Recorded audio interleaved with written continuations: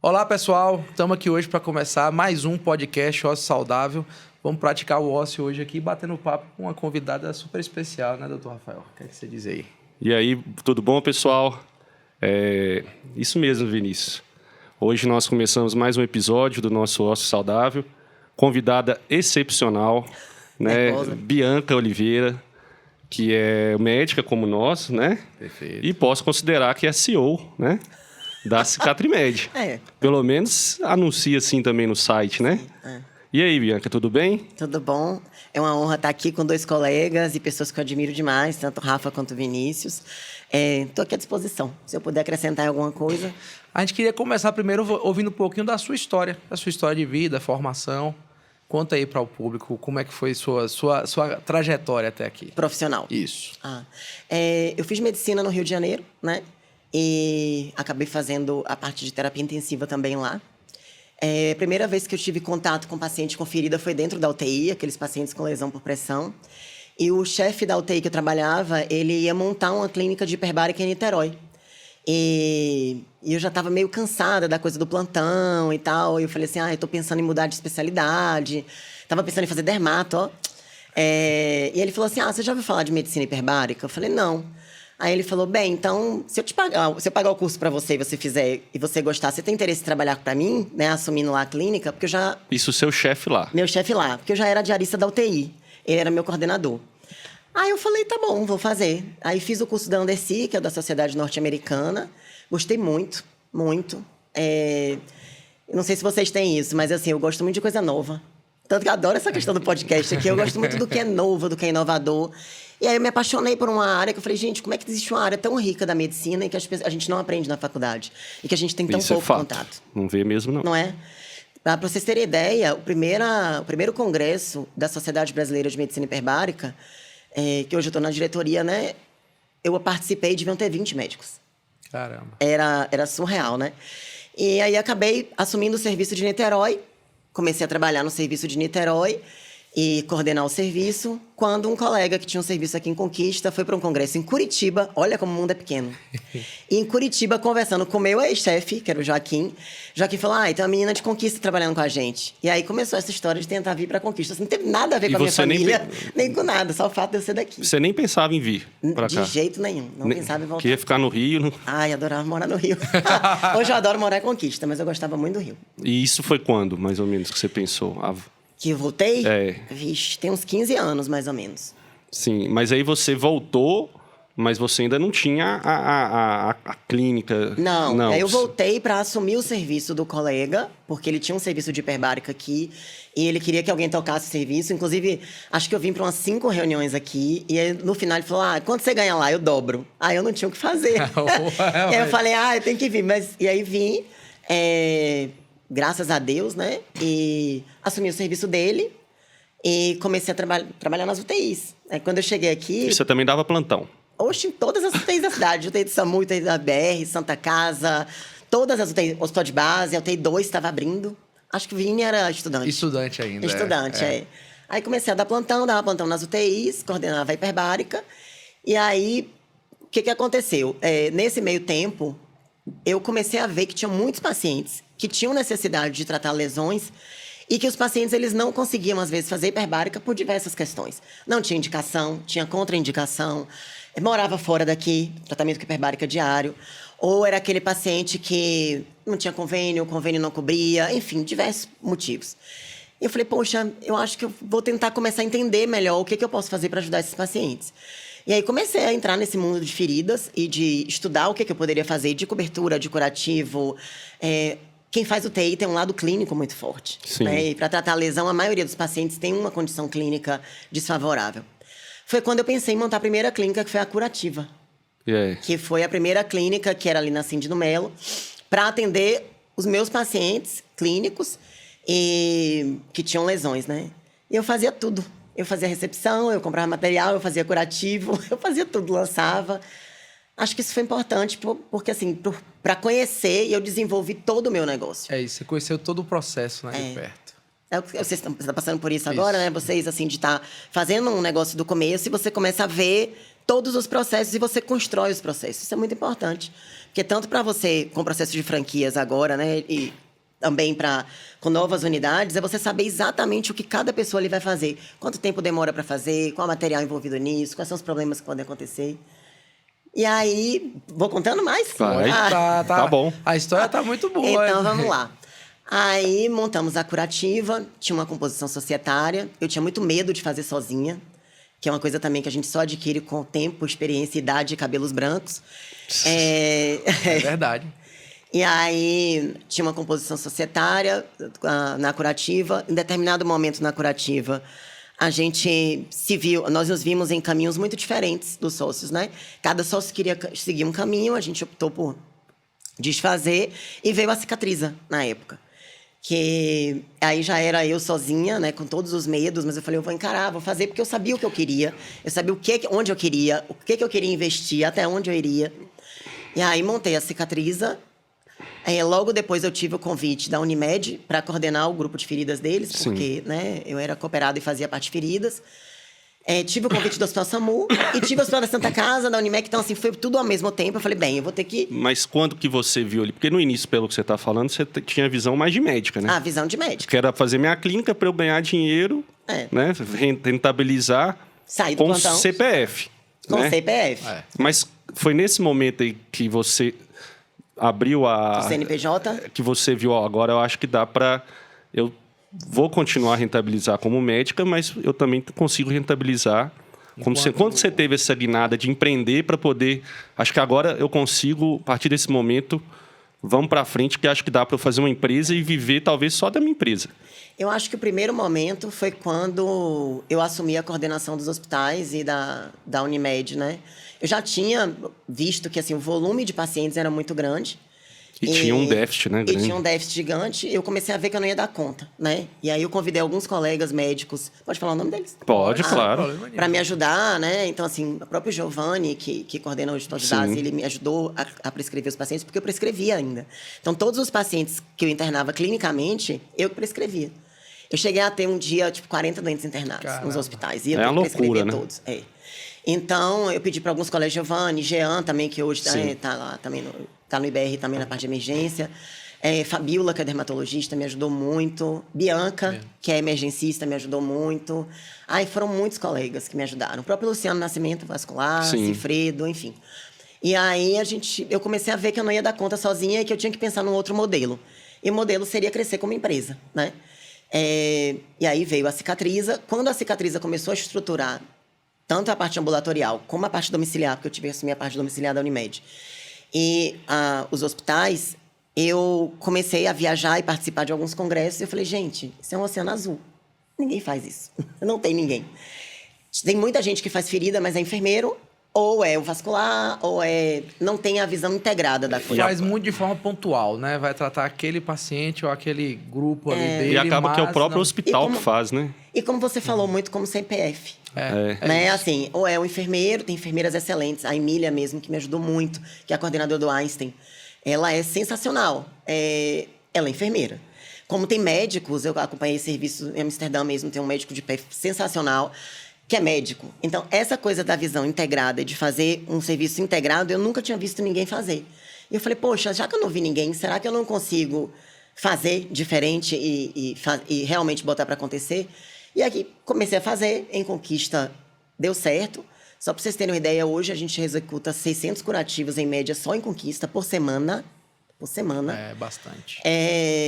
A gente não atende SUS, né? Só de pacientes de convênio particular.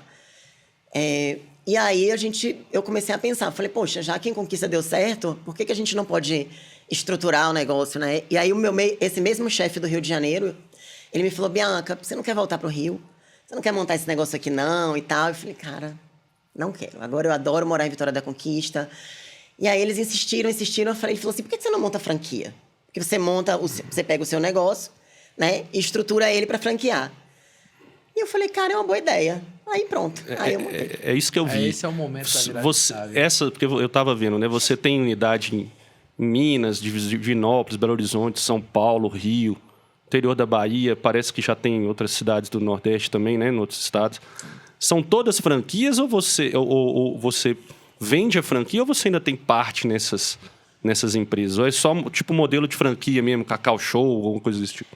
Franquia tem até as leis de franquia, né? No Brasil Sim, são bem isso. estabelecidas. Então, assim, é como se fosse um boticário, uma Cacau Show. Então, essas partes é franquia também, né? É franquia também. A gente estruturou o modelo. Eu nunca achei que pudesse crescer da maneira como cresceu, sabe? Existe uma coisa também no empreendedorismo que é muito surpreendente. Você tem um ponto que você vai ali no começo trabalhando, tá crescendo, você tá satisfeito, mas tem uma hora que a coisa toma uma proporção maior que você, né? Por isso que você falou, da Exame, pequenas empresas e tal. Só para você ter uma ideia, em 2020, a gente comprava, em média, 700 mil de curativo ano. Isso é muita coisa para curativo. Em 2020, a gente tem agora em 2022 a gente vai fechar o ano com 4,5 milhões de compra ano. E você compra para todas as redes? Para todas as redes. Então a gente compra o mesmo que a Rede Doll compra hoje para Ferida, por exemplo, né? Que é muita coisa como grupo. E aí o que a gente vai estruturando, começaram as cicatrimédias, né, as menores, e agora são cicatrimédias muito grandes. A gente acabou de assumir duas operações de assistência domiciliar que são gigantes, e aí tem mais 4 para entrar agora que são maiores que eles. A gente assumiu a Assiste Vida, né, que é um dos maiores homes da Bahia, e assumimos a Confiar em Recife. Só para vocês terem uma ideia, em Vitória da Conquista a gente trata em torno de 270 pacientes, né, mês em média. Cada um deles tem 300. E agora tem mais 4 para entrar com 500, 600 pacientes. Então a coisa toma uma proporção maior, né, e aí vai... E são 3 modelos, né, para este franquia, né? Você tem um que é hospitalar, um que só faz a domiciliar e tem uma clínica, né? São 3 modelos. A minha ideia inicial também era ter um modelo só, né? A clínica que, na minha concepção da empresa, teria que ser uma clínica multiprofissional, multidisciplinar, que tivesse médico, enfermeiro. Então, eu deixei de vender muitas franquias porque queria que tivesse o médico. E aí, eu conheci, né? Eu estava no congresso... Por que você pensa assim? Por que tem que ter um médico? Qual que você acha que é o diferencial? Porque é muito difícil, assim, quando você tem uma formação de enfermagem para tratamento de ferida, você tem uma visão em relação à terapia tópica. O que eu vou usar nessa lesão? Eu vou usar a terapia pressão negativa, eu vou usar os curativos, mas assim, quem vai colher uma cultura de fragmento e prescrever um antibiótico? Entendi. Você tá entendendo? Então, eu acho que a parte de tratamento de feridas, ela ficou muito no limbo por muito tempo, exatamente por isso. Você ganha tempo, né, também, né? Nisso daí, né? Claro. Então, assim, um protocolo onde você tem um médico, quer dizer, chegou um diabético com a lesão. Como é que tá a hemoglobina glicada dele? Quais são as medicações que ele usa? Tem infecção, não tem? Né? Chega um paciente... muito mais global, né, do paciente. É isso, Eu já cheguei pacientes... Não vou falar o nome desse colega, mas um colega que me ligou, ele foi meu paciente daqui de Conquista, ele me ligou e falou, Bianca, preciso da sua ajuda. Eu tô com um paciente, nossa, um pós-operatório mega, e complicou, teve decência, a gente já fez de tudo, já botei a coacel, já botei isso, blá, blá. E eu falei assim, tá, amigo. E ele queria que eu visse o paciente. E eu falei, poxa, eu não tô atendendo essa semana e tal. Precisa ser, eu quero que seja você. Eu falei, tá bom, então deixa eu tentar te ajudar. Vamos discutir aqui um pouquinho o caso do paciente. Aí ele começou a me contar, né? Pós-operatório, teve uma decência, já fez não sei quanto antibiótico. Eu falei, tem cultura? Aí ele... Acho que tem. Eu falei, dá uma olhada. Aí ele, tá, tô procurando a cultura aqui. Eu falei, tá usando o que de antibiótico? Aí ele, sei lá, vou chutar, tá? Ceftriaxona. Eu falei, tá. Aí e aí ele, achei a cultura. E aí, tal coisa, resistente ao antibiótico. Eu falei, então você não precisa de mim. É só trocar antibiótico. E dito e feito. Então, por isso que eu queria muito que tivesse. Tiveram pacientes que vieram para fazer tratamento e eu falava assim, não, você não precisa de hiperbárica nem de curativo, você precisa comer.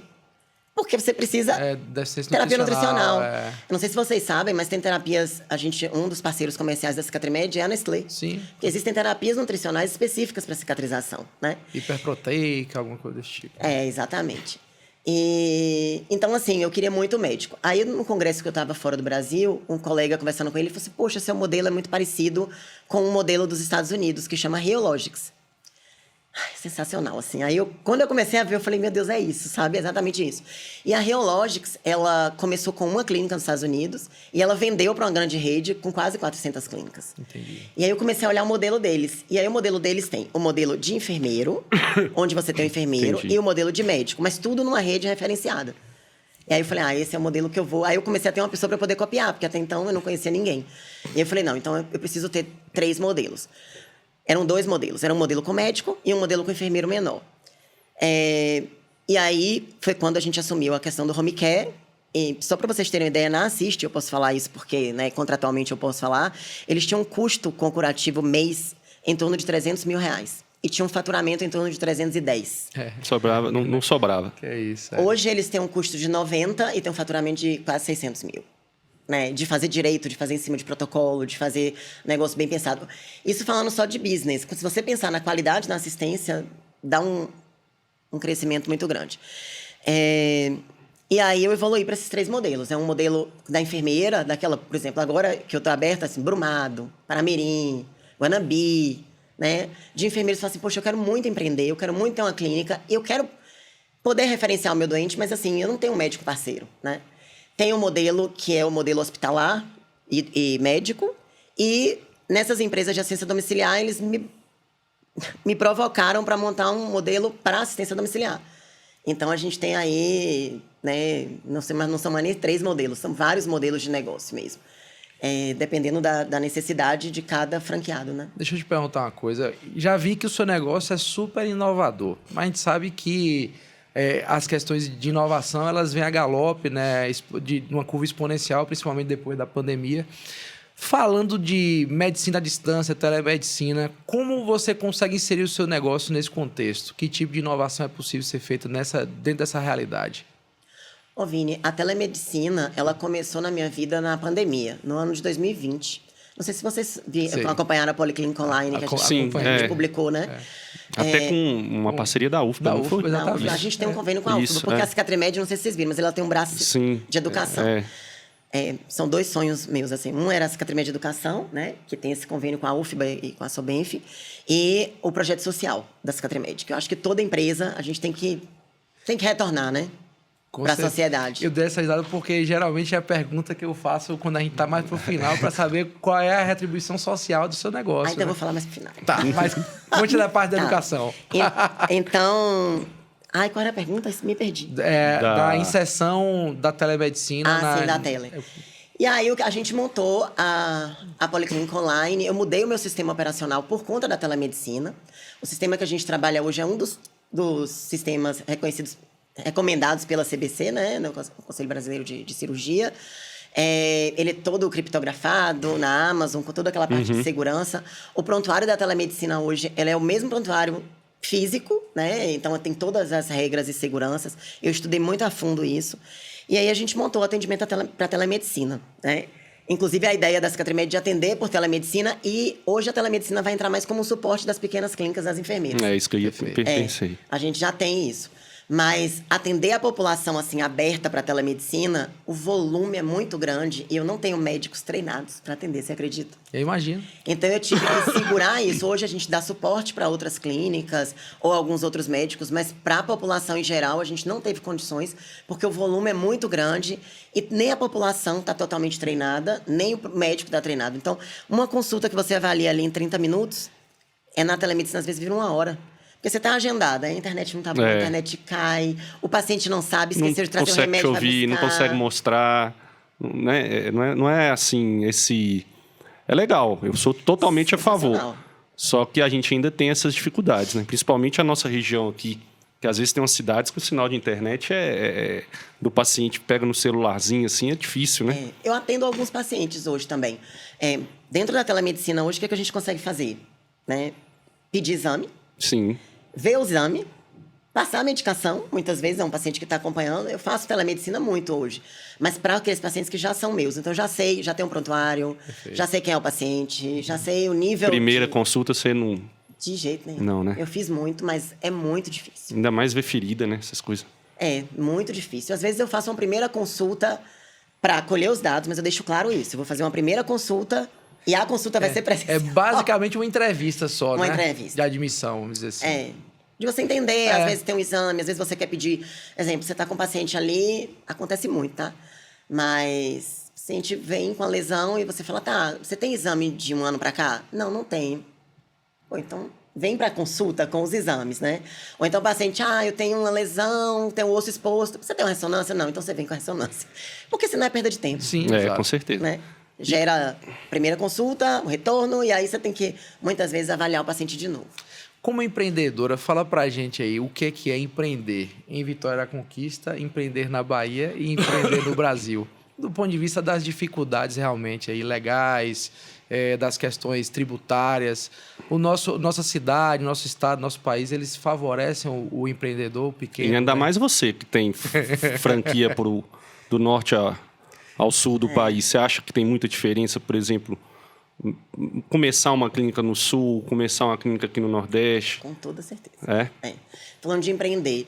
Empreender em Vitória da Conquista é uma cidade de empreendedores, né? Você vê que nós somos médicos, estamos aqui, né, discutindo empreendedorismo e todas as áreas de conquista são muito fortes. Então, empreender, dizer que você não tem nenhum tipo de incentivo para o empreendedorismo, né? Esses dias eu estava conversando com o meu contador e a gente tem a parte da Cicatrimed de Educação e eu formo meus profissionais. Então, os profissionais que estão comigo, eles fizeram pós-graduação, né? Enfim, várias especialidades e bancadas pela Cicatrimed. E eu falei, gente, não é possível que isso não tenha nenhum incentivo para a empresa, né? E não tem. Não tem. E não tem, o que é surreal. Não tem, né? É surreal. Então, você fica pensando assim, meu Deus, assim, se tivesse qualquer tipo de incentivo, será que não levaria mais empresários a investir na próxima equipe, né? E de reverter isso? Nesse tipo de incentivo existe no esporte, né? Você investir num atleta, você consegue deduzir de imposto. Tem, No tem. esporte tem. Pois é. Não dá para entender, né? Tem uma, Tinha que ter na educação, eu esqueci o nome da lei, até quando ela lançou, muita gente usou... Acho que é o Faz Atleta. Né? Usou Não isso. lembro o Eu tenho nome. até um colega meu que mexe com isso em Belo Horizonte, nas categorias de base de time. Aí, às vezes, ela enveredou até para um lado, assim, de virar empresário dos meninos. Então, ela destoou um pouquinho. Mas é mais no esporte, né? E tá no interior da Bahia, né? Ninguém me leva a sério. Eu falo que as pessoas começaram a me levar a sério tem o quê? 1 ano. Porque até então, as pessoas ficam muito interessadas e falam, você tá onde mesmo? Salvador? Já olha, Salvador? Aí eu, não, Salvador não. Eu tô em Vitória da Conquista. Aí, tipo assim, Bahia, Vitória da Conquista, as pessoas não levavam muito a sério. Eu já Hoje ouvi diferente, Espírito porque as pessoas Santo, já conhecem. Vitória, Espírito Santo, eu já ouvi assim. Não é? Eu já ouvi. Tipo, oi, onde? É. E tem um preconceito muito grande, né? Bahia, Nordeste. Isso. E para você poder fazer o que uma pessoa faria em São Paulo ou no Sul, você tem que fazer, no mínimo, 10 vezes. E falando nisso, como é que ficou o coração aí ficou com muito orgulho quando você... Porque quem não sabe, você saiu na lista recente, né, da pequenas empresas, grandes negócios, acho que são 106 melhores franquias para se investir até R$145 mil, não é? Eu estou muito feliz com a repercussão, né? Casa diretamente com a pergunta que você fez. Por que você conseguiu, né, sair na pequenas empresas, na Exame? Porque entrou no mercado de São Paulo. Só por isso. Se eu não tivesse entrado no mercado de São Paulo, Rio, a gente já estava no Rio há um tempo, Rio de Janeiro, mas você entra no mercado de São Paulo... você fala, outro oi? país. É outro país. É outro país. E aí a gente abriu esse ano, são 2 unidades, agora vai abrir a terceira, Bauru, Marília e São Paulo, capital. Aí quando você entra em São Paulo, você entra no mundo, no Brasil, né? Assim, olha que a gente já tinha Rio, Brasília, Porto Alegre, mas aí foi Sul, isso. né? Tem uma no Sul. Tem Porto Alegre, tem Foz do Iguaçu. Tem... Ai, meu Deus, será que eu tô esquecendo? Já nem lembra mais, não né? lembro, não. Agora não lembro mais, não. Isso é bom. Mas esse negócio que você falou de São Paulo é impressionante. Eu estava vendo isso sobre a Apvida. Ela só foi levada a sério no mercado quando ela conseguiu entrar em São Paulo através da fusão com a Notre Dame, né? Porque o mercado é São Paulo. Mercado é São Paulo. Mercado é São Paulo. Infelizmente, ainda somos esquecidos um pouquinho, né? Você vê que eu vou dar uma aula esses dias, engraçado, vou dar uma aula em São Paulo em novembro. Aí quando você bota, vou dar uma aula em novembro em São Paulo. Todo mundo, nossa, que legal. Aí eu vou dar uma aula em Maceió, sábado. Aí você bota, ninguém nem, tipo, Maceió? Terrível, em Maceió. E assim, né, o negócio, o evento de Maceió, de repente, vai ser até maior do que o evento de São Paulo. Mas São Paulo tem aquela coisa de... São Paulo é Brasil. Até você entrar no mercado de São Paulo, você não é reconhecido nacionalmente. Então, estando no interior, eu acho que é mais complicado de você conseguir empreender a nível nacional e internacional, né? Apesar de que eu vou lhe falar, a pandemia mudou muito a minha vida, porque hoje eu consigo trabalhar de qualquer lugar. Não sei se vocês têm isso. Com certeza. Sim. Eu trabalho de qualquer lugar. Então, assim, vou viajar para Maceió para dar aula, vou carregar os meninos. Aí minha sogra falou assim, mas eu tenho uma reunião no hospital lá num dia, no outro eu vou dar aula. E ela falou assim, mas você vai trabalhar 2 dias? Eu falei, não, eu vou trabalhar todos os dias. Aí ela, Como assim? Eu falei, eu vou trabalhar todos os dias. Eu tenho que ter um momento de pegar o computador, de olhar o sistema, de tirar as dúvidas, de fazer financeiro, né? Então, hoje você estando em Conquista ou estando em Paris, você consegue ganhar o mundo. Deixa eu te fazer uma pergunta. De onde vem suas ideias? Você tem momento de descanso, de ócio que realmente te traga essas ideias? Nessa vida aí tá conseguindo... Ter um momento seu? Não. Mas eu tinha. Eu tenho assim, tá vendo, eu tenho um momento meu. Meu momento é a hora que eu vou pra academia.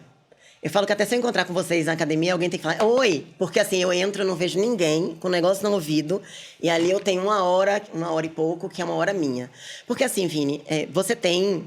A outra coisa que vocês não pontuaram, mas porque vocês são meninos, é a questão assim, de mulher e homem. Empreender sendo homem e empreender sendo mulher. Então, sendo mulher, eu acordo, aí a mulher acorda, aí tem as demandas dos filhos. Acabou a demanda dos filhos, tem as demandas da casa. Acabaram a demanda da casa, entremeadas ali com a demanda de trabalho. Tem as demandas com o marido, né? E por aí vai. Então, dizer que eu tô tendo um momento meu, eu acho que os escapes são as viagens. Quando você consegue falar assim, eu vou ter... E tem que ser para fora do Brasil, porque quando você tá no Brasil, as pessoas não respeitam, né? Assim... Então, quando você tá fora do Brasil, as pessoas pensam meio que assim, ela tá fora do Brasil, vamos esperar uma semana. Então, acho que os escapes são aí. E esse negócio da telemedicina mesmo, o povo não respeita nem quando a gente tá doente, né? Bianca, você não vem no hospital não, mas dá pra você resolver daí da sua casa, não é? Então, esse negócio é verdade mesmo. Às vezes a gente escapa quando vai para algum congresso, aproveita e some, né? Eu tenho 20 médicos hoje que trabalham comigo, da equipe. E tem médicos todos os dias na clínica, tanto na Cicatrimed como na Hipermed, de manhã e de tarde. E são médicos extremamente preparados. Posso falar o nome? Pode, com certeza. Então, assim, você vê Carol, que é infecto, que é excelente. Sim. Tem Cifredo Vascular, tem Camila Vascular. Não, Camila Vascular. Tem Nério Vascular. Tem Gabriela, que é cirurgiã geral. Tem Diógenes, que é intensivista. Lívia, da UTI do SAMU. Sim. Lívia é excelente. É muito boa. E a Anne, que também trabalha com a gente. Tem... Ai, gente, se eu esquecer alguém, mas assim, tem muitos. E aí... Acho que Arthur tá com Arthur, né? Arthur, meu Deus, Arthur, querido, não, mas Rafa... O Arthur pode esquecer, Bianca, porque ele é atleticano. Não esquece, não. Eu lembrei porque é legal, só pra sacanear o meu amigo aqui. E tem Rafa também. E tem Rafa também, Rafa Barbosa. Que tá fazendo microcirurgia. A gente, inclusive, tá estruturando o serviço de...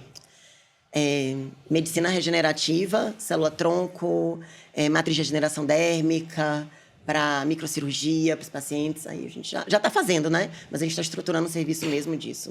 E você tem projeto novo. E você tem o EAD também, né? Você tem um projeto de... Tem o EAD. A gente tem a Cicatrimed Educação, que é um EAD de feridas. Como é que funciona? É um curso? É um curso. E ele tem chancela da SOBENF, que é a maior sociedade de enfermagem e tratamento de feridas, Brasil. E a pessoa entra... E só para médico? Médico e enfermeiro, e estudante. Quem fala de dor... Desculpa. Quem fala de dor é o presidente da Sociedade Brasileira de Dor. Quem fala de plástica. Aí tem os enfermeiros também. Tem a parte nutricional com a Nestlé. É um curso bem multi. E agora a gente vai lançar o primeiro curso chancelado pela Sociedade Brasileira de Medicina Hiperbárica, médico e de enfermeiro. Fora do eixo Rio-São Paulo. Porque até então você só tinha no Brasil o curso da Andercy e o curso da SBMH era em São Paulo e no Rio. Aí a gente vai fazer aqui em Conquista. Ah, é? Massa. Vai ser online e o fellow aqui. A gente vai fazer. Já começou a inscrição? Não. Já tá só o projeto, né? Não, tá pronto, né? Assim, a gente vai começar a gravar as aulas. Tem professores nacionais e internacionais. E a gente só tem como fazer o fellow depois que começar o online, né? Em algum momento nessa trajetória da empresa, você chegou a pensar que não fosse dar certo e que você ia parar tudo e voltar a dar plantão? Não. Acho que não. Eu acho que uma coisa que o empreendedor tem, vocês são empreendedores, vocês sabem, é você ter um tesão no que você faz, sabe? Acreditar no que você faz. Eu nunca duvidei do que eu fazia. Cada hora que o projeto crescia, eu falava, que massa. Eu vibrava com cada coisa. E assim, eu falava, não tem como dar errado. E eu continuo achando hoje, eu falo assim, não tem como dar errado.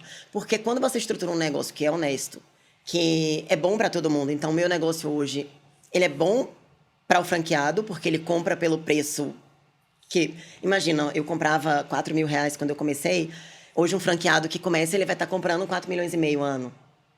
Né? Então, ele começa com volume. A competição é bom demais, né? Diminuir o custo. Para o convênio, eu ofereço para o convênio hoje a tabela Brasil de materiais e medicamentos e OPME em torno de... É Simpro, né? É assim, pô. Eu ofereço hoje para o mercado, os convênios que eu fechei agora a nível nacional, Simpro menos 30, menos Esse 40. deflator de 40%. É. Bom, E hein? para o paciente também é muito bom, porque são clínicas especializadas, que ele consegue ser bem atendido. Multidisciplinar, né? Isso que você Multidisciplinar. fala, isso aí hoje, para mim, talvez eu vejo de fora o seu grande diferencial. Eu acho que o fato de ser multidisciplinar, eu acho que leva o tratamento de feridas a ser mais respeitado, né? Em todos os meios. Você falando da educação. Por que a Bianca fez educação? Você só tem como empreender na área da saúde se você publicar, se você mostrar quem você é. Então, a gente, desde 2017, que eu tenho uma área, você fala assim, investir, tem profissionais só para publicação. Então, eu tenho hoje, acho que são 3 profissionais ou 4, que eles ficam exclusivos para acompanhar os casos e publicar. Então, desde 2017 que a gente vem publicando nacional e internacionalmente com o nome da Cicatrimed, né? Que é a área da educação. E cada congresso que a gente participava, cada trabalho que a gente mandava, tudo, eu falava, meu Deus, que massa, sabe? Então, é porque eu estou no caminho certo. E agora em Paris, no Congresso Europeu de Feridas, que para mim é o melhor do mundo, eu levei 3 enfermeiros meus, sem nenhum incentivo. Mas levei, eles foram. E foi muito legal, porque no final do congresso eu me encontrei com eles, né? Porque eu estava muito voltada com a questão política, porque eu fui representando a SBMH e a Sobenf. E nem consegui quase assistir a aula, por incrível que pareça. E aí, no final, eu falei assim, e aí, o que vocês viram? O que vocês acharam, né? Os caras, tudo fantástico. Aí eles olharam pra mim e falaram assim, doutora, tem nada que a gente não faz. Eu falei, porra, que massa. Né? Eu precisava que vocês viessem aqui, eu chego a arrepiar, de verdade. Vocês viessem aqui para vocês verem que não tem nada no mundo que a gente não faça em Vitória da Conquista, né? Então, eu nunca... Como agora, assim, também, cada dia que passa eu falo, poxa, vamos entrar em São Paulo, pô, e agora? Agora tem um colega médico também que vai montar no Acre. Olha como as coisas são, daqui de Conquista. Bacana demais. Treinado por você, não? Todos são treinados aqui, todas as franquias são treinadas aqui. A equipe toda vem. Talvez um momento que eu ficava meio insegura é quando vinham equipes muito, muito fortes e muito preparadas. Sim. Sabe? Aí eu ficava meio assim, poxa, o que eu vou ensinar para essa pessoa? Ai, meu Deus, sabe? Mas aí cada um na sua, né? Vinham pessoas muito boas e eu falava assim, eu acho que o que eu posso ensinar é um pouquinho do meu negócio. Então hoje, se você for ver todas as aulas que eu dou, eu não falo mais de parte técnica, porque tem pessoas muito melhores do que eu, né? Então, assim, como eu estou muito voltada para a questão do negócio, eu falo sobre negócio, sobre gestão. Após o Mater Day de Feridas, minha aula é de gestão. Pediram para eu dar mais 2 aulas, aí eu falei, tá, então eu vou dar uma de gestão financeira, uma de gestão de almoxarifado e uma de estratégia. Não vou falar de... E daí vai minha pergunta. Daqui 10 anos, você acha que você vai estar só como empresário ou ainda vai estar como médica também? Como médica também. Mas... 50-50. Hoje, como é que é a sua vida? É mais médica ou mais empresária? Mais empresária. Vocês gostam? Eu gosto muito de ser médica. Né? Ser eu acho que ser médica é uma cachaça. Não é? Acho que... É uma boa cachaça. Né? Empreender também é. Cada passo que você vê a empresa dando certo, as coisas acontecendo, mais gente vindo trabalhar com você, né? E é muito legal, mas ao mesmo tempo, ver o paciente melhorar, botar a mão no paciente, não tem preço. Eu estava falando dos 20 médicos que trabalham comigo, que eu ia chegar nisso. E eu recebo mensagem, sexta-feira, 10 horas da noite, meus pacientes assim, doutora, começou a coçar, é normal? eu gosto, sabe? Eu falo assim, é normal, fulano. Sabe, assim, então eu acho que daqui 10 anos, daqui 20 anos, eu acho que o médico não aposenta. Não. Não aposenta. Aposenta não. A gente fala isso para os alunos. Se vocês estão achando que vocês vão parar de trabalhar, caça outra coisa. Não, Porque não vai, não. O mundo tá moderno. Mas Rafael te fez a pergunta no sentido pessoal. O que é que você vai estar fazendo daqui 10 anos? E em sua empresa? Porque toda coisa que a gente cresce, a gente sempre pensa nos próximos passos. Não, ainda mais agora, com o mercado. O que é que você enxerga para sua empresa nos próximos 5, 10, 20 anos? Venderia? Venderia. Isso, estava esperando ela falar. Você vai direto ao ponto. Eu acho que na área de saúde, se você estiver empreendendo e você não estiver pensando em vender... É porque pelo que você falou e pelo que a gente acompanha, na verdade, sua empresa é muito inovadora na área e dentro do Brasil deve ser a maior empresa nesse segmento. É a maior empresa nesse segmento. Então, o que é que a gente vê normalmente? Que as maiores acabam comprando as menores para que a concorrência não fique, assim... atrapalhando tanto o negócio. Isso é o que a gente vê de mercado, não estou dizendo que vai ser isso que vai acontecer. Então, na verdade, você já começa no topo da cadeia. Então, quem vai te comprar? A empresa americana? Talvez. A gente está entrando agora em Buenos Aires, né? Tem uma proposta para ir para Portugal. Então, talvez a gente, mercado internacional, eu acho que é uma coisa que a gente precisa. Nos Estados Unidos também. Porque as coisas vão acontecendo, Vini, assim. Quem está querendo montar nos Estados Unidos, em Buenos Aires, é um grande amigo, é um professor. Ele já veio em Conquista, eu convidei ele para vir dar uma aula aqui. E ele tem uns 5 anos, antes de virar franquia, que ele já está assim, eu quero montar, eu quero fazer. Basta eu falar assim, vamos. Sabe? Até falei com ele, em novembro acho que eu vou em Buenos Aires. Ele, vamos montar essa Cicatrimed? Eu falei, calma, deixa eu tentar. Já tive algumas reuniões. Tem um outro colega que está em Portugal, que ele quer muito fazer esse Cicatrimed. Aí eu já comecei a estudar Direito Internacional, como é que seria essa questão da marca internacionalmente, né? Que mais? Eu acho que a parte da educação é uma coisa que... A educação é muito bom. É muito legal e eu não quero abrir que mão de até jeito porque nenhum. você faz... pode ser uma outra empresa, né? É uma outra empresa. É uma outra holding, outra né? empresa, Você segue ela. A própria... O que você faz muito também, que às vezes você nem nota, consultoria. Né? Isso tudo aí que você está fazendo aí com esses seus colegas é consultoria. Né? E tem a parte do projeto social, que eu acho que... Como é que é o projeto social, né? Conta pra gente. A ideia do projeto social é o seguinte. A gente tem a Cicatrimed Educação. E na Cicatrimed Educação a gente tem o curso online e a gente vai ter os cursos práticos. A ideia é, em 2023, levar o curso prático para todas as capitais onde tem Cicatrimed, para dentro da Cicatrimed. Então, a gente vai fazer Brasília, vai fazer Porto Alegre, Recife, Salvador, São Paulo e Rio. E eu falei, poxa, o que vai ser o diferencial do nosso curso? Eu falei, vou lançar um projeto social onde as pessoas possam se inscrever no projeto. E no curso prático, vamos supor que tenham 30 pacientes, 40 pacientes.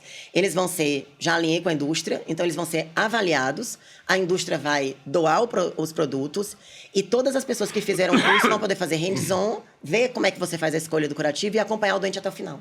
Perfeito. E aí a gente consegue também tratar pacientes que não teriam acesso, né, ao tratamento. E as grandes indústrias todas já entraram, né? A Nestlé é uma delas, Smith, enfim, todas. Isso vai ser também visando o SUS. Esses pacientes, por exemplo, que você falou. Porque a gente sabe que tem um projeto social. Porque do jeito que você fala que o déficit tinha no convênio, no SUS, então, deve ser gigantesco, né? Sabe o que imensurável, talvez. O que me chama mais atenção no SUS, Rafa, é que não existe gestão voltada para tratamento de feridas. Só para vocês terem uma ideia, nós temos 60 pacientes de epidermólise bolhosa na Bahia.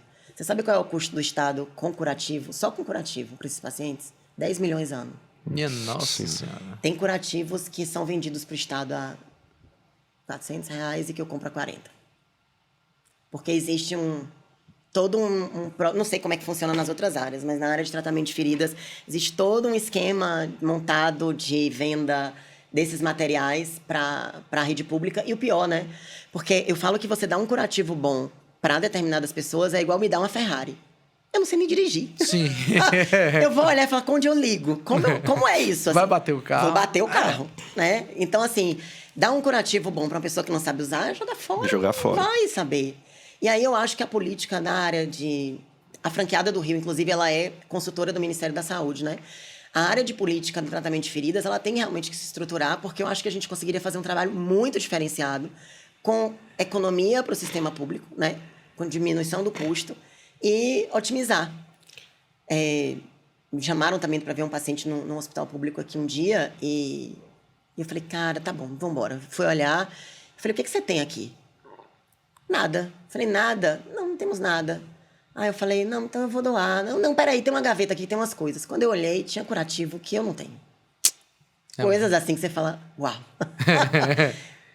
Sabe? Não tem como entender, assim, né? Então, a rede pública, fica aqui a dica, né? A gente já tentou e tem uma conversa com a prefeitura, já conversei com o Estado, porque eu não desisto nunca. Já tive umas 20 conversas, né? Vambora, vamos fazer. Mas realmente tinha que ter uma política, acho que ia economizar muito dinheiro. Reduz custo. Então, por exemplo, se houver uma abertura de conversa, já tem um projeto montado para pelo menos os pacientes da epidermólise bolhosa, por exemplo. Há 5 anos. Aí. Nossa. Há 5 anos que eu bato todo dia lá. Eu acho que vai dar certo, mas assim, há 5 anos que eu vou, mostro, mas eu acho que agora vai dar certo. Vai dar certo. É mais um desafio, né? Vai dar certo. E a cultura da sua família, né? Seu pai, né? O Nildo, no Labo. isso aí te ajudou? Você veio desde pequenininha? Você acha que a história, né, do labo, tudo, você acha que para você montar a sua empresa, Eu acho, Rafa, o engraçado. meio que você viveu, né? Que você... Engraçado que quando eu comecei a montar a empresa, eu não tinha essa visão. E o meu pai, ele nunca quis, por exemplo, que a gente... Eu nunca fui no labo, assim, sem ser como paciente. Quando eu fazia mentira. Quando eu era mais jovem, adolescente, eu trabalhava no labo no final de semana e férias para ganhar extra mesada. A minha irmã ficou de recuperação, trabalhava de graça. E eu trabalhava para ganhar uma graninha, entendeu? E aí eu trabalhava nas férias. Mas tirando isso, assim, ele nunca quis misturar as coisas. E quando eu comecei a vida empresarial, que eu perguntava a alguém, ele falava assim, minha filha, eu não quero dar opinião porque eu me sinto muito comprometido. Se eu der uma opinião e der errado, né? E quando eu montei a Cicatrimed, ele falou assim, isso não vai dar certo, tá vendo que esse treino não vai dar certo? Sabe qual a besteira que você pode fazer? E hoje ele fala, rapaz, é o melhor negócio do mundo. Então, assim, aí eu não tinha essa visão. Hoje, eu vejo que é exatamente assim, ter visto tudo o que ele falava, era o que eu falo numa reunião, ter a experiência de ouvir ele falando no telefone, ele tá conversando com algumas pessoas, e aquilo ali entra dentro da gente, né? E eu me pego hoje fazendo coisas assim, meu pai faria isso, meu pai falou isso, meu pai fez assim. Então, hoje eu acho que eu saltei 10 anos por ter sido filha dele, sabe? E ter a oportunidade de ver ele na prática. Ele é um workaholic, né? Ele acorda 3 horas da manhã, dorme 9 e ele trabalha full time, férias. Inclusive, já está feito com convite, qualquer hora né? Pra do dia. ele Ele vai participar. nave aqui. Então, vamos marcar. Ele é incrível. Qualquer hora do dia, o que eu ligo pra ele pra pedir, aí ele fala, Vinícius, aí eu já peço pra ele. Ele não tem tempo ruim, não. O Nildo ali é o tempo inteiro, né? De trabalho. E eu acho que isso é uma coisa importante falar, né? A gente trabalha muito. As pessoas olham e falam assim, não trabalha, assim... eu trabalho da hora que eu acordo, da hora que eu durmo. Trabalho de 6 horas da manhã a 11 da noite, sábado, domingo, feriado. Agora eu estava trabalhando antes de vir. Vou voltar para casa agora, provavelmente vou trabalhar, porque eu vou viajar com os meninos. Então, essa questão de ver mesmo, né? Que quando você tem um negócio, você trabalha, às vezes, mais do que quando você trabalha para alguém. E você tem um fator que você falou, né? Que isso aí tem que reconhecer. Para a mulher é muito mais difícil, né? Mas nem se compara. E outra coisa, talvez eu acho que eu tenho alunos, residentes, as mulheres são mais organizadas, né? São, com mas certeza, muito absoluta. mais, né? E é que é essa questão, né? Você, assim, eu tô lá em casa, você falou, você acorda, tem que ver o filho, né? O marido também tem que ver. Tem que ver o marido. Meu Vinícius, ó. Se não Meu fosse ele, eu xará, não meu teria... xará. Aí você falando da questão E da aí mulher. você se não empreender, fosse fazer ele- isso tudo, porque você empreende, era médica, né? Ô! Tô falando no contexto quando começou a empresa, né? Você tinha que fazer o carimbo do antibiótico, fazer a conta dele lá no Excel, né? Voltar para casa, então não é fácil, Quando eu não. comecei, ele ficou um mês sem falar comigo. Mas ele falou, a gente vai falir, não vai dar certo. Mas ele foi fundamental, ele me ajuda muito. E ele entende essas questões, né? De ter que viajar, de ter que ficar até mais tarde em reunião, né? Vinícius é super companheiro. Eu acho que depois que a gente casa e tem filho, o sucesso é do casal mesmo, né? Isso. Independente de ser mais de um ou mais de outro, mas o que é tudo que a gente constrói porque tem aquela estrutura, né? Familiar. Mas, sendo mulher, eu tô com a minha administradora agora, ela tá grávida. E aí eu dei uma puxada nela essa semana. Se ela assistir aqui, ela vai ver. Porque ela tá grávida, vai parir daqui 3 meses. E eu lancei um desafio para ela. Ela chegou para mim e falou assim, mas doutora, eu vou parir daqui 3 meses. Aí eu falei assim, mas você não vai deixar de ser profissional. Você vai parir, é uma outra parte da sua vida. Mas você não pode pensar que você vai parir, e aí o resto. E ela é uma pessoa super inteligente, sabe? Então, as mulheres, a gente tem que desenvolver isso nelas. Os seus alunas mesmo, falar assim, olha, nunca deixe o seu lado profissional, sabe? Isso. Perder para nenhum tipo de lado. Então, o seu lado profissional, como o seu lado mulher, como o seu lado mãe, como o seu lado... E você malhadora, sei lá. tocou num assunto interessante. Essa semana saiu no LinkedIn a CEO da Uber, porque é um dado estatístico, né? Acho que eu não sei se é 30% das mulheres que parem, elas não se realocam depois, né? E a CEO da Uber está fazendo uma campanha mundial para se preparando para o parto, para depois da volta. Depois eu até te mando. Ela vai parir quando? Acho que daqui 5 meses que essa CEO da Uber vai parir. Então, ela fez essa campanha por conta disso, para alertar sobre isso. Porque a mulher sofre, né, nesse contexto, né? Tem que ter uma conscientização. Na minha época, por exemplo, aí já é uma nova geração, né? Sim. Eu tenho 43. Ela deve ser mais jovem do que eu. Porque CEO hoje tem 30. né? Tá um absurdo, né? Então, mas na minha época, a gente tinha uma ideia, assim... Eu voltei a trabalhar com 7 dias de parido, né? Eu tirei os pontos e fui ver paciente. E hoje a gente vê que dá para você fazer uma coisa mais organizada, né? E manter. E hoje tem o trabalho remoto, né? Naquela época não tinha. Então, e só tinha Então, meus doentes iam falar o quê? Parei e acabou. Não tem como. Não tem. Aí eu falei, olha, eu vou tirar ponto, eu vou lá ver 2 pacientes, eu volto para casa, amamento, vou ver 2 pacientes, volto. Mas eu acho que as mulheres hoje, elas têm que ter realmente esse preparo, né? De organizar a vida para a maternidade, para poder não parar, né? Porque a vida vai seguir, né? Eu não acredito que o CEO consegue parar e falar assim, parei 5 meses. Eu não acredito. Eu sou doente. Eu acho pouco provável também. Também acho. Ela lançou essa campanha, vamos ver, né? Depois eu vou te mandar. Tá no LinkedIn. Eu acho estranho. Minha esposa, na época, acho que parou 30 dias no máximo. E olha lá que radiologista não para tanto também por questões também de telemedicina, né? Acaba ficando bastante tempo de trabalho. Consegue, né? Mas agora em janeiro ela disse que vai parar, porque vamos parar de novo, né? Ela disse que vai de novo? De novo, Meu Deus. Outra menina. Terceiro não, do segundo. Segundo, tá assim. não, né? Aí ela disse que vai parar mais tempo, não sei. E tem que se cuidar também, viu, Rafa? Assim, empreender na área médica, acho que uma coisa que vocês podiam falar também que é legal é a questão do médico pensar como um investidor também, né? E não depender da capacidade de trabalho, porque acho que a única época que eu não parei, mas assim, que eu tive que parar de ver doente foi quando eu tive câncer, que eu fiz quimioterapia, que pode acontecer com qualquer um de nós, né? Sim. Mas, assim, foi a única época que eu consegui, mais ou menos, não ver doente, porque senão eu morria. É isso que eu ia te pedir, assim, porque você dá... Quais seriam as dicas que, se você tivesse que dar aqui para um grupo de recém-formados médicos? Qual a dica para que eles possam empreender, investir e pensar fora da casinha do assistencialismo? Eu acho que, exatamente, pensar fora da casinha. Eu acho que primeiro tem que conhecer o mundo e as possibilidades. Tem um mundo de possibilidades na área da medicina. Fazer o que ama muito, porque você sendo muito bom no que você faz, provavelmente você vai ter destaque, né? E eu não ficaria mesmo só no Brasil fazendo formação, não. Eu sairia do Brasil. Até por isso também, para poder ampliar a possibilidade e a cabeça, né? Porque a gente está falando aqui de medicina regenerativa, célula-tronco, que já está sendo feito. Sim, né? Há muito tempo. Mas eu acho assim, agora mesmo a gente vai fazer conquista, né? Para a ferida vai fazer. Então, o cara tem que conhecer o que tem no mundo, robô, né? Sim, essas coisas, porque você tem que vir com um diferencial. Tentar fazer um fellow fora. E até porque não é porque o que faz lá não faz aqui, né? Tanto que você viu. Você foi no congresso em Paris, a sua equipe falou, não fazem nada diferente da gente. Você imagina. Agora, para saber isso, tem que ir lá, né? Sim. Investir. Investir tempo, investir dinheiro, investir estudo. Agora, eu se fosse novo, sem filho, sem casamento, eu faria um fellow fora do Brasil, procuraria um centro de referência em alguma área que me interesse e pensaria fora da casinha, né? Evitar fazer as coisas que todo mundo faz. Tem tantas especialidades médicas diferentes, tantas coisas novas agora, né? Área de atuação, né? Tem tanta coisa surgindo. Por exemplo, a telemedicina mesmo, né? Telemedicina. Pouca gente sabe, igual você falou, estudou a fundo. Poucas pessoas sabem as regras, o que pode, o que não pode, o que dá para ser feito, né? Big Data, Machine Learning, tem um tanto de coisa. É uma questão de que, assim, às vezes a gente se fecha para essas coisas, né? Quando a gente...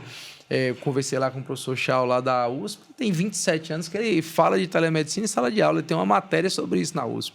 Né? Então, às vezes tem coisas que são novas, mas que não são tão novas assim. Quando a gente fala de terapia por células-tronco, né? Na Bahia tem um professor, o professor Gildásio, já faz célula-tronco em quadril há 27 anos aí, 28 anos. Né? Tem matérias dele sobre isso, mestrado, doutorado, enfim. Então, tem muita coisa que, na verdade, é inovador, porque a gente está conhecendo agora, mas tem gente que já foi pioneiro nisso lá atrás e que, às vezes, não divulga tanto, ou, enfim, tem questões outras envolvidas, né? O caminho é longo, né? Longo. Igual o seu, né? Então, você alcançou hoje, começou lá no Rio de Janeiro, né? Exatamente. Na minha área, célula-tronco era uma coisa assim, de filme, sabe? Assim, eu fiquei muito surpresa, inclusive, porque eu nunca tinha visto nenhum congresso que eu tinha ido. E o primeiro caso que eu vi foi na Rede DAS aqui, né? E quando eu vi, eu falei, sério? Eu falei, deve ser uma coisa experimental. Aí eu liguei. Aí o cara falou assim, não, vamos botar em Conquista amanhã. E como é que é? É uma bioimpressora. Você tira a foto da lesão, eles fazem pele e faz articulação, cartilagem. Eles fazem. E aí você tira a foto da lesão, a máquina vai interpretar ali, ela vai dizer, você vai ter que colher X ml de gordura. Aí você colhe, joga na máquina e ela faz o curativo ali que vai substituir o tecido. Pronto. Sensacional, hein? E hoje, né? Agora, sabe, falando de empreender, como tem coisa fora... É porque eu não tenho tempo mais de fazer isso, mas eu acho que muito essa parte de medicina integrativa é uma coisa, medicina do esporte. Mas você sabe quem é Márcio do Flamengo? Sim, Marcinho Meu nome é Tanuri. Sim. Foi meu colega de faculdade. Marcinho, desde o começo, ele falava, vou fazer medicina do esporte. Quando ninguém falava disso, ele bateu na porta do Flamengo e falou assim, deixa eu estagiar aqui, por favor. Ninguém fazia isso. E aí o cara... não, era ortopedista, né? Que era o... Que chegava... Não que... Você não sabe... Não que não saiba, mas... Ortopedista, mas ele falou, não, eu vou fazer medicina do esporte. Aí o cara do Flamengo falou, cara, pra você estagiar aqui... Ele falou assim, pra você estagiar aqui, você vai ter que vir todo domingo pro jogo. Ensaio, ele falou, eu venho. Ele faltava a faculdade pra ir pro Flamengo. Hoje é um dos caras top. E medicina do esporte, assim, eu fiz pós em medicina do esporte, eu só não fiz o TCC na época por questões outras que eu estava na residência de ortopedia. Mas foram 2 anos depois. É uma outra medicina, na verdade. Você estuda todas as áreas da medicina, cardiologia, medicina de altitude, né? Pneumologia. Hoje já tem, então, né? Acho que o Mater Dei até tem uma pós, né, de medicina do esporte. Até um colega meu de a primeira aula da pós foi ciclo de Krebs e fosforilação oxidativa. Quase deu um pulo para trás. Eu ortopedista naquela aula. Vou embora. Brincadeira. Mas é muito bacana. Eu tive aula com esse pessoal todo. E medicina integrativa é sensacional, gente. É porque nós somos médicos velhos. Nós, quando eu falo até vocês também. Sim. Essa geração agora é aquela medicina também do sacerdócio, né? E não é só isso. O atender... A gente está muito voltado ainda para a questão hospitalocêntrica, curativa, né? E quando a gente não se atentou tanto para as questões preventivas ainda, de fato, né? E é o que reduz custo. Com certeza. Para a medicina, o que é o fantástico hoje é a prevenção. É a medicina preventiva. Tem várias áreas interessantes. A área da telemedicina, eu estava falando, meu Deus, como eu queria ter tempo para fazer, né? Isso. Você tem grandes redes de diagnóstico, né? Então, você tem, por exemplo, a Mater Dei. Acho que tem um hospital de diagnóstico. Você chega, faz os exames, você vai embora. Um check-up day. Tipo check-up day. E a gente está num projeto desse aqui também, de tentar estruturar um projeto desse e tal. Eu falei, gente, eu acho que o básico tem que ser o seguinte, uma central de telemedicina com médicos clínicos que recebam o paciente com um protocolo. E aí o paciente, você tem quantos anos? 40 anos. Deixa eu colher sua história. Você tem que fazer esse exame. Você vai fazer. Lança aquilo no banco de dados. No ano que vem você vai voltar. Já analisa aquilo ali e já dá as tratativas. Ninguém faz isso. Não faz. Agora, na verdade, agora você sabe, assim, né, pra isso aí, né? Eu já pensei muito nisso.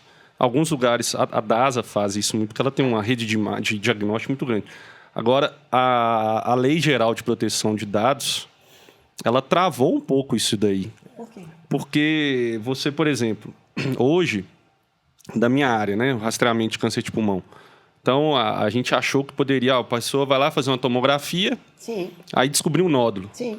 Eu poderia pegar do centro de imagem e encaminhar para o cirurgião torácico. Sim. Né, marcar uma consulta. Tem alguns detalhes na lei que proíbem isso, entendeu? Porque senão você tem que reservar o dado do paciente, não sei o quê, entendeu? Então, algumas coisas atrasam para isso. Por isso que eu acho que tinha que ter isso. Porque, veja bem, o paciente ir fazer um exame, o exame é dele. Mas ele vir para uma consulta médica, onde esse médico tria, faz o exame, e aí ele encaminha... Assim, todo mundo faz. É porque é achar mecanismos de se fazer. Mas eu, por exemplo, gostaria de ser uma paciente Não, para rastreamento de câncer, a telemedicina seria fantástico. Sensacional. Você bota uma tomografia lá em uma regional, por exemplo, Guanambi. E aí ali você faz ou um centro de endoscopia. Dali você começa a triar. Não estou pensando questão de empreendedorismo, rentabilizar, não, mas até para o SUS, né? Para o paciente, para diminuir o custo da rede. Você pegar uma doença na fase precoce, o custo cai muito. Então, se eu não me engano, a Unimed Campinas, acho que é a Unimed Campinas ou a Unimed, uma daqui no Nordeste, ela já tá com já tem um projeto desse para o rastreamento de câncer de pulmão. Né? Porque ela mostrou que quando o paciente... Olha o dado, hein? Quando o paciente ele tem um diagnóstico precoce, a Unimed gasta uma vez R$40 mil. Quando ele tem um diagnóstico avançado, ela gasta anual 200 e poucos mil reais. É um absurdo diferença de dinheiro. Né? Pois é, eu gostaria de ser paciente, né? Mas você pegar o celular assim, ó, Nossa. vou fazer minha consulta. Ah. Quantos anos você tem? Ah, eu tenho 43 anos. O que você já teve? História familiar, blá, blá, blá, blá, ó, Bianca. Tô vendo aqui, você fez os últimos anos. Ah, você vai fazer esse. Aí volta pra ele e fala assim, ó, esse tá normal, tá de boa. Esse aqui eu já vou te encaminhar. Isso. É mais urgente ou menos urgente. Dentro da própria rede eu já consigo botar uma urgência ou não. Ou então, assim, tá tudo bem, eu vou agendar seus exames pra ano que vem. Ano que vem liga e fala, os seus exames estão agendados. Isso aí, os algoritmos, né? Machine learning. Tem muita coisa pra fazer, coisa. gente. É pensar fora da caixinha mesmo. Pensar fora da caixinha, exatamente. Mas é isso. Falei muito? Falou jeito muito nenhum. bem. Muito, e falou- Tive uma aula aqui. Exatamente. Eu queria mais 10 podcasts desses. Indica alguma coisa que você esteja lendo, uma série. Não pode ser A Casa do Dragão. A Casa do Dragão, Senhor dos Anéis. É um momento meu. Nossa, tá vendo? A do Senhor dos Anéis está ótima também. Nossa, sensacional. Sensacional. Eu tô lendo... Como Ser Feliz na Dinamarca, eu acho. É um livro que fala sobre por que os dinamarqueses são o povo mais feliz do mundo. É muito interessante, é muito legal. Eles estão muito anos-luzes na frente da gente, né? E é muito interessante ver que esse livro já tem 10 anos e que hoje eles ainda estão muitos anos na frente. Mas ele fala sobre os costumes, sobre comida, sobre o comprometimento deles com a atividade física. Então, é um livro bem legal. Como Ser Feliz na Dinamarca? Como Ser Feliz na Não Dinamarca. conhecia isso. Essa também Boa. não. Boa. E ele é bem legal de ler, bem engraçado, porque a escritora ela faz comédia, assim, ela vai contando, ela muda para Dinamarca. O marido dela é convidado para trabalhar na Lego. E eles são ingleses. Poxa. E aí ela chama ele de Lego Man, é bem engraçado. Acho que vale a pena. Vou procurar isso daí. Com certeza. Com certeza. Bianca, a gente queria agradecer muito sua presença aqui. Foi elucidativo, né? Incentivante, né? Acho que as pessoas vão ver e ouvir esse podcast e vão ter ideias, na verdade, que essa é a ideia do Ócio Saudável, né? Proporcionar esse pensamento fora da caixinha, um momento para si, para que você pense e realmente faça novas escolhas, né? Na sua carreira, mudança de vida, enfim. É isso que é o nosso... E sucesso. Não pare só na Cicatrimed, não. Porque acho que você não tem tanta noção, às vezes, do que você traz para a cidade. Você deu um exemplo aí, né, da sua equipe médica. Por exemplo, o Arthur é como eu, né? O Arthur veio de Belo Horizonte para cá por você. Eu sei porque ele já me falou por ele mesmo. Então, essas empresas, esses centros, trazem muito para a cidade e região. Né? E, às vezes, a pessoa que faz isso, ela não consegue mensurar o tanto que isso é importante. Então, você está falando aí de medicina integrativa, tudo não para, não. Faz uma empresa disso aí, então. E vai para frente. Antes de finalizar, eu queria agradecer muito. Eu adorei. Eu acho que isso é tão enriquecedor para a gente. Eu também aprendi tanto com vocês. E deixar... Isso é muito importante falar, que eu não teria conseguido fazer o que eu fiz se eu não tivesse um time. Então, eu não consegui falar o nome de todos aqui. Sim. Até porque... Mas, assim... Eu acho que a Cicatrimed, ela fez o que ela fez. Ela chegou onde ela chegou porque ela tem um time muito bom. Os meus meninos são muito bons. Meus enfermeiros são top, meus administradores, as pessoas de recepção, de limpeza, de qualidade. Magali, que montou a Cicatrimed comigo quando tinha uma mesa, ela falava isso pra mim esses dias. 1 mesa e 2 cadeiras, voltou agora. Foi pro Salvador, voltou. Então, assim, ter um time eu acho que é muito importante também. Se cercar de pessoas boas, né? Deixa aí os contatos, rede isso aí. social, pra turma seguir. Quais são? Diz aí pra gente. A rede social tem Cicatrimed, tem no Insta e no LinkedIn, que eu nem sabia que existia LinkedIn. Sabendo tem LinkedIn. Tem 30 mil seguidores no LinkedIn. Tá vendo? LinkedIn é uma excelente plataforma de trabalho. de negócio, trabalho. 30 e poucos mil seguidores. Eu falei, gente, o que é isso? Eu nem conheço esse povo todo de seguidores. Você posta uma coisa... E LinkedIn é bacana porque é trabalho, né? Sim. Tem Instagram, Facebook. Que mais? YouTube. Tem também. Cicatrimed, Hipermed. E o meu pessoal, que é Bicurico. Ótimo. Ótimo. Obrigado, viu, Bia? Obrigada. Mais uma vez. Obrigado. Pessoal, é isso. Vamos continuar praticando o ócio, né, Rafa? Um bom ócio a todos. Bom ócio.